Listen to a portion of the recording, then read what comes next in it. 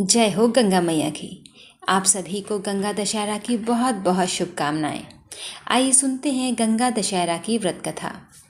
पौराणिक कथा के अनुसार सूर्यवंशी राजा सगर ने अश्वमेध यज्ञ का आयोजन किया था। यज्ञ के घोड़े की रक्षा के लिए उनके 60,000 पुत्र साथ में थे। देवराज इंद्र ने ईर्ष्यावश उस घोड़े को चुराकर कपिल मुनि के आश्रम में बांध दिया। जब राजा सगर के पुत्र घोड़े को खोजते हुए वहां पहुंचे तो मुनि को चोर समझकर उनका अपमान करने लगे।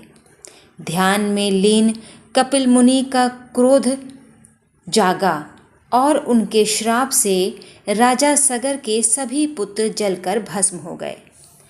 बाद में राजा सगर के पौत्र अंशुमान और उनके वंशज दिलीप ने अपने पूर्वजों की मुक्ति के लिए घोर तपस्या की, लेकिन वे असफल रहे।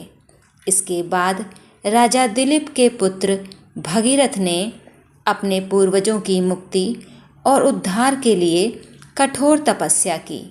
उनकी तपस्या से प्रसन्न होकर ब्रह्मा जी ने उन्हें वरदान दिया, लेकिन साथ ही ये चेतावनी भी दी कि जब गंगा का वेग स्वर्ग से धरती पर गिरेगा तो पृथ्वी उस वेग को सहन नहीं कर पाएगी और पाताल में चली जाएगी। इसके समाधान के लिए भगीरथ ने भगवान शिव की आराधना की। भगवान भोलेनाथ प्रसन्न हुए और उन्होंने गंगा को अपनी जटाओं में धारण करने का निर्णय लिया। शिव जी ने अपनी जटाएं खोल दीं और गंगा जी का वेग उसी में समा गया।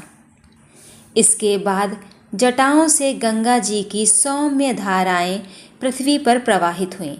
माँ गंगा ने भगीरथ के पीछे पीछे चलकर उनके पूर्वजों की भस्म को पवित्र किया, जिससे उन्हें मोक्ष की प्राप्ति हुई। इस व्रत का अत्यधिक महत्व भी है।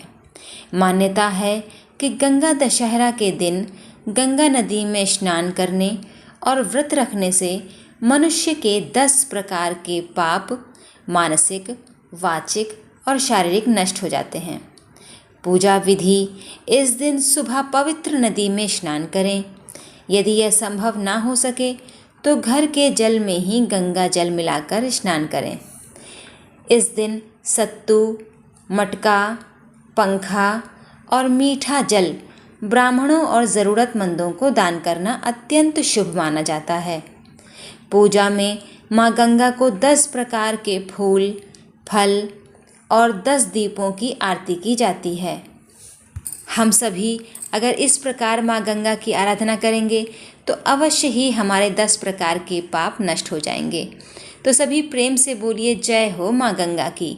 मेरी वीडियो को लाइक करिएगा, शेयर करिएगा। मेरे चैनल को अभी तक सब्सक्राइब नहीं किया है तो प्लीज़ सब्सक्राइब कर लीजिएगा।